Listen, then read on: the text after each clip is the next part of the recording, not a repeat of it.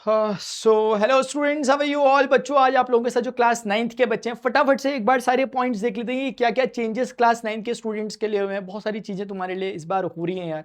कुछ चीज़ें हो सकता है तुम्हें डिसअपॉइंट भी कर रही हो, लेकिन अगर मैं बोलूँ ना, चीज़ें तुम्हारी भलाई के लिए हो रही हैं। काफ़ी चीज़ें मैं बताऊंगा क्या क्या चेंजेस इसमें हुए हैं और क्या तुम्हारे लिए चीज़ें प्लस में गई हैं और कौन सी चीज़ें तुम्हारे लिए थोड़ा सा नेगेटिव में गई हैं। सिलेबस तुम्हारा चेंज हुआ है, तुम बेचारे बच्चों को देखकर थोड़ी सी दया ही आती है मुझे तुम लोगों को देखकर, क्योंकि तुम हर साल क्लास बदल रहे, तुम्हारे साथ साथ चीज़ें भी चेंज होने में लगी हुई, तुम ही क्रांति लाने में लगे हुए। अगले साल 10th में जाओगे, 10th में भी चेंजेस वगैरह होंगे।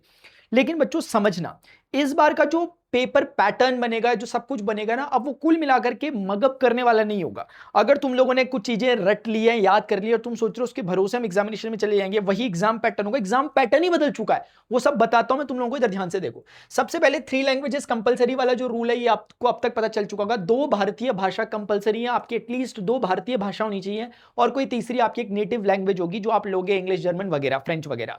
वो ऑप्शनल होगी, मतलब बोर्ड एग्जामिनेशन में जब आप 10th में जाओगे तो उसका एज सच कोई एग्जाम नहीं होगा, लेकिन 2 भारतीय भाषाएं आपकी होनी चाहिए। संस्कृत, तमिल, हिंदी, जो भी आप ले सकते होंगे, जो भी आपने लिए होंगे। इसके बारे में पहले भी बहुत बार बताया जा चुका है, तो आपको इसके बारे में पता ही होगा। कोई प्रॉब्लम है किसी तरह की तो क्वेश्चन आप नीचे पूछ सकते हो कमेंट सेक्शन में। सेकंड है यार, जो हमारी पहले ना, इससे पहले आपसे पहले जो स्टूडेंट थे उनके लिए बेसिक मैथ्स और स्टैंडर्ड मैथ्स का 2-3 साल पहले एक चीज शुरू हुई थी। वो मुझे बहुत यूजलेस लगती थी और वो वास्तव में हट चुकी है, मुझे लिटरली यूजलेस लगती थी। तो मेरी पुरानी वीडियो देखोगे मैथ्स पढ़ाते समय, मैं कितने बार कहता था कि भाई मैंने कितने बार आरटीआई डाला हुआ, मैंने सीबीएसई को बोला भाई क्या कर क्या रहे ये सब चीजें। तो अभी के केस में हमारे पास बेसिक मैथ्स और स्टैंडर्ड मैथ्स ऐसी चीज नहीं है।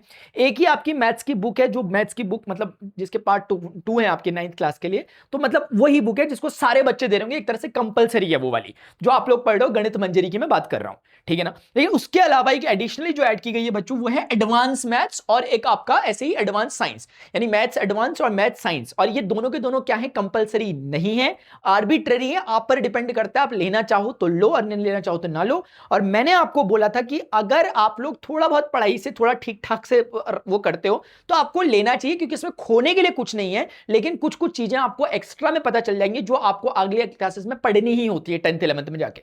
तो अगर अभी पढ़ लोगे तो खोने के लिए तो कुछ भी नहीं है, 25 मार्क्स का पेपर होगा, तो एक बार बैट लगाते हैं कि यार 25 और 25 लेके आएंगे एडवांस मैथ्स में, तोते उड़ा देंगे इसके, और 1 घंटे का आपका पेपर होगा और कोई भी मार्क्स आपके बिल्कुल नहीं छोड़ेंगे। रिपोर्ट कार्ड में किसी भी तरह का कोई इफेक्ट नहीं पड़ेगा इसमें, अगर आप नहीं भी क्वालिफाई कर पाए तो। ठीक है, मेरा पर्सनल ओपिनियन अगर मैं छोटे भाई बहन को बोलूंगा, मैं बोलूंगा लो, ठीक है ना, क्योंकि you never know how strong you are until being strong is only the choice you have. अगर आप छोड़ दोगे उसको, ऐसे छोड़ने की आदत डालेंगे तो अच्छा नहीं रहेगा, मेरा ऐसा पर्सनल सजेशन है।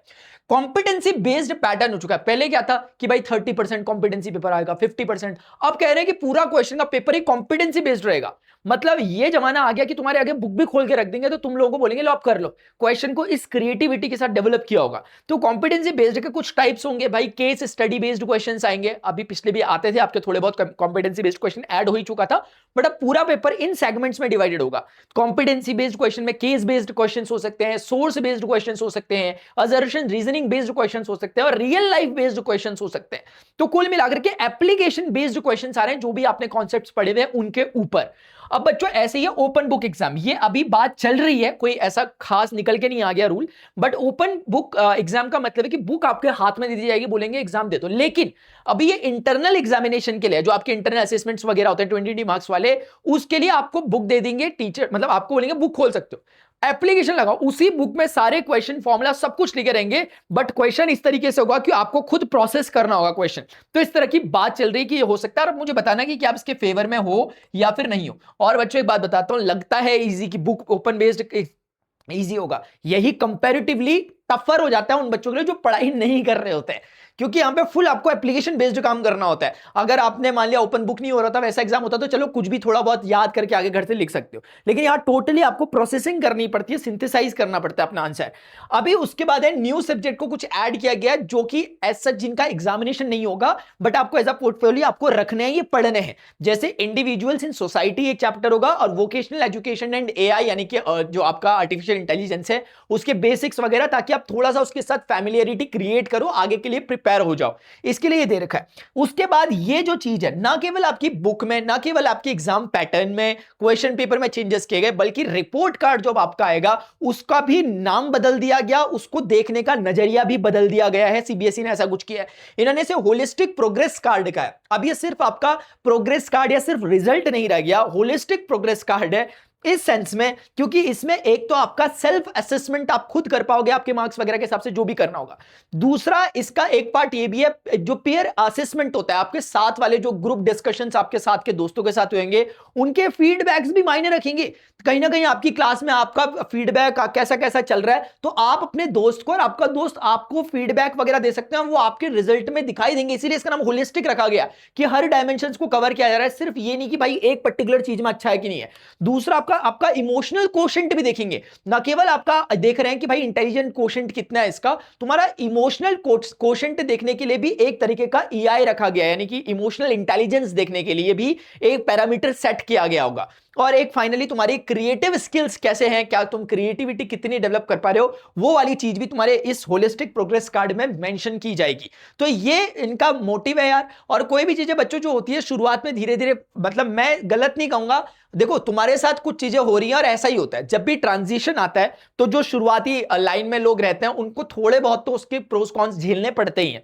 अब तुम लोग इसका हिस्सा बने हो कि यार तुम्हारी क्लास 9 अभी, यार तुम पे थोड़े बहुत एक्सपेरिमेंट्स हो रहे हैं, तुम्हें पता है सीबीएसई खुद कुछ बोल रही है तो कुछ टाइम बाद खुद अपनी स्टेप बैक कर दे रही है, तो उनकी भी कुछ कुछ प्रॉब्लम्स है, वो भी एक तरह से बीटा मोड में ही चलने की कोशिश कर रहे हैं। लेकिन हाँ, एक बात जो गलत है, जो मुझे अच्छी नहीं लगती, वो ये कि कुछ सब्जेक्ट्स की बुक ही नहीं आ रही है, मतलब बुक ही एनसीईआरटी ने अपनी वेबसाइट में अभी तक नहीं दी। तो ये थोड़ा सा डिस्क्रिपेंसी समझ में नहीं आ रही है, एक तरह का डिस्क्रिमिनेशन भी है ये कि आप मैथ साइंस वगैरह को तवज्जो देते हो, बाकी सब्जेक्ट क्या सब्जेक्ट नहीं होते, तो उस बारे में सोचना चाहिए उन लोगों को। और मैं जो आपको पढ़ा रहा हूं बच्चों, इसीलिए मैं आपको सच बताता हूं, 10th वाले बच्चे देख रहे होंगे मुझे डांटते रहते हैं रोज रोज कि मास्टर आप हम पे ध्यान नहीं दे रहे, 11th वाले 12th वाले हम पे ध्यान नहीं दे रहे। मैं सबसे ज्यादा ध्यान देता हूं, तुम्हें जितना टाइम मुझे मिलता है मैं यूट्यूब में तुम लोगों पर टाइम लगाता हूं, वो वाला मुझे कुछ फिक्स्ड आवर्स मिलते हैं यूट्यूब में पढ़ाने के लिए, मैं तुम लोगों को पढ़ाता हूं जो 9th वाले बच्चे हैं, क्योंकि मुझे पता है कि इन लोगों को एक्स्ट्रा नरिशमेंट की जरूरत है, एक्स्ट्रा तुम लोगों को अभी सपोर्ट की जरूरत है। इसीलिए मैं तुम लोगों के लिए लिटरली यार मैथ्स में भी पढ़ा रहा हूं, 6 चैप्टर पढ़ा दिए हैं, साइंस के मैंने 10वें चैप्टर तक पहुंच गया हूं, फिजिक्स केमिस्ट्री बायोलॉजी की कोशिश कर रहा हूं कि अच्छे से एक्सप्लेन करूं,